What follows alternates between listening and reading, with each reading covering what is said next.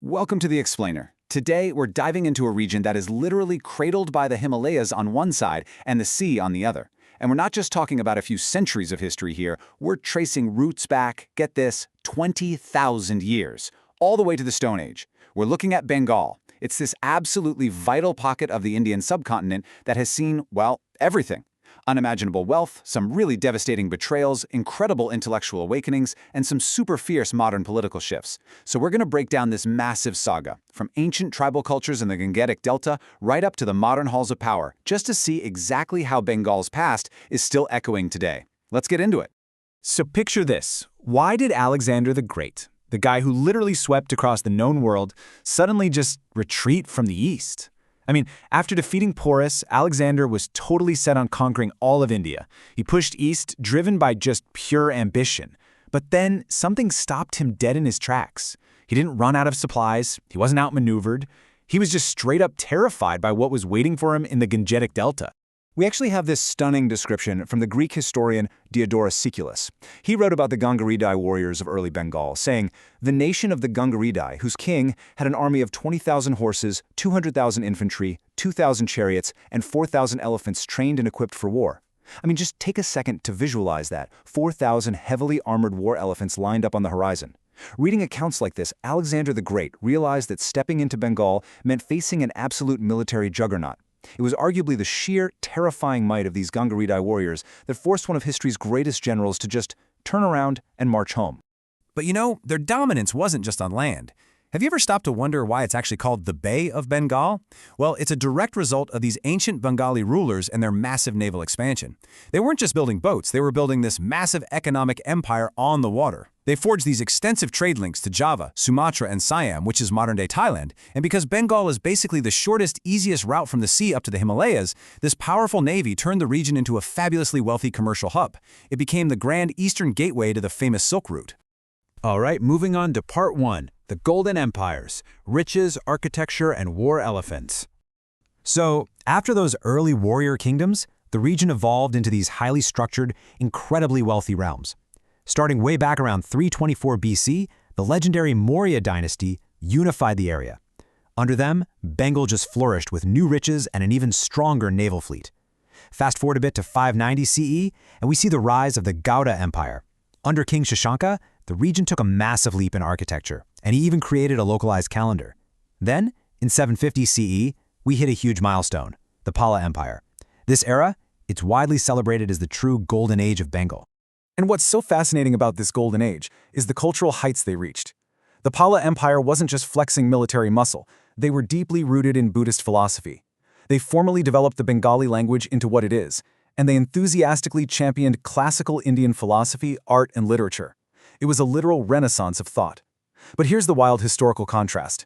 These intellectual scholars and patrons of the arts, they protected their utopian society using a famously fearsome war elephant cavalry. Talk about a blend of profound intellect and absolute power. Okay, let's look at part two, invasions and betrayal, the fall to foreign powers. As history so often shows us, incredible wealth and a strategic location usually attract the wrong kind of attention. This medieval era was plagued by intense socio-political instability. From 1200 to 1555 CE, a series of Islamic sultanates took control, and this period was largely defined by plunder, which led to a pretty severe crisis in local governance. Then, from the 16th to the 18th century, the Mughal Subadars arrived. Emperors like Akbar and Aurangzeb held Bengal in super high regard because of its immense wealth. This led to the rise of prominent local rulers like Nawab Murshid Quli Khan, but when he died in the 18th century, a huge power vacuum opened up. That led to brutal invasions by the Maratha Empire. Their Bargi plunderers caused massive political turmoil, something that's actually still remembered in local folklore today. So how did all this long-term turmoil pave the way for the British to invade India? Well, it really boils down to four crucial factors. First, Bengal was the undisputed gateway to the east. Second, it had a strong, ready-to-use naval infrastructure. Third, it was a land literally overflowing with riches. And fourth, maybe most importantly, recent centuries of turmoil left it with a weak, highly manipulatable ministerial cabinet, basically the absolute perfect storm for colonization. And that vulnerability culminated in one of the most infamous betrayals in history, June 1757, the Battle of Plassey. On one side, you have the last independent Nawab of Bengal, Siraj ud Dowlah. He'd actually granted the British their initial commercial licenses to buy muslins and jute. But on the other side, the British didn't just want trade anymore. They wanted total control. So what did they do? They bribed the Nawab's trusted ally and minister, Mir Jafar. Mir Jafar's devastating betrayal right there on the battlefield cost Siraj his life, and it effectively handed the keys of Bengal, and eventually the entire Indian subcontinent, straight over to Western colonizers. Which brings us to Part 3, the Dark Age and the Light, Oppression and Awakening. This ushered in a really complex era. We're talking about a period that brought both unimaginable suffering and eventually an explosive intellectual rebirth. The structural and human toll of colonization on the native Bengali population was just utterly devastating. The British fortified their presence by rebuilding Fort William into this heavily armed, cannon-fitted military base in Calcutta, making it the capital of British India. Under their rule, the region was subjected to massive exploitation. This resulted in two catastrophic famines, one in 1776 and another in 1942, literally wiping out millions. On top of that, the political maneuvering of the British Raj led to two highly traumatic partitions of the land in 1905 and 1947, and that triggered three massive, heartbreaking waves of human migration. But from all that immense darkness came an incredible light. Because of their close, first-hand interaction with the colonizers, the Bengali community absorbed modern science and literature, and this sparked the phenomenal Bengal Renaissance in the 19th and 20th centuries. I mean, this era brought us absolute heavy hitters. You've got Raja Ram Mohan Roy, who's universally recognized as the father of modern India, championing free thinking and social reform. You have pioneers like Vijayasagar, spiritual leaders like Swami Vivekananda, groundbreaking scientists like Acharya Jagadish Chandra Bose, and literary giants like Rabindranath Tagore. Together, they essentially made Bengal the undisputed face of modern progress and culture in India. Moving to Part 4, Revolutionaries and Freedom, the Armed Struggle. Now, all this intellectual discourse wasn't just confined to poetry and science. It very quickly evolved into direct action. The streets of Bengal became the absolute epicenter of the Indian freedom movement. Revolutionary underground units like the Anushilan Samiti and Jugantar started actively gathering and training Bengali youth for armed resistance against their foreign rulers. This wasn't just protests. This was militant action aimed at reclaiming their sovereignty. And the British response? Brutal. The high cost of this fiery resistance is forever etched into the walls of the infamous Andaman Cellular Jail. It housed a staggering number of jailed revolutionaries, and the vast majority of them hailed directly from Bengal. Honestly, the sheer number of legendary figures from the freedom struggle who emerged from Bengal is astonishing. We're talking about brilliant legal and political minds like Chittaranjan Das, fearless leaders of armed raids like Master Das Surya Sen, deeply inspiring young martyrs like Khudiram Bose. But perhaps the most recognized worldwide is Netaji Subhash Chandra Bose. Fostered right there in Bengal, he became the definitive face of the Indian armed freedom struggle, relentlessly fighting to forcefully expel the British from the subcontinent. All right, Part 5, Modern Turmoil and Shifts, Post-Independence to Modern Day.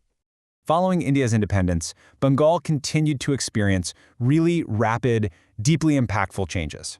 Those early decades were marked by immense geographical and political pressures. Think about it. Bengal had just endured back-to-back partitions and mass migrations in 1947 and 1971. Plus, the administrative focus of the newly independent nation had largely shifted northwest, which left the state feeling pretty heavily marginalized.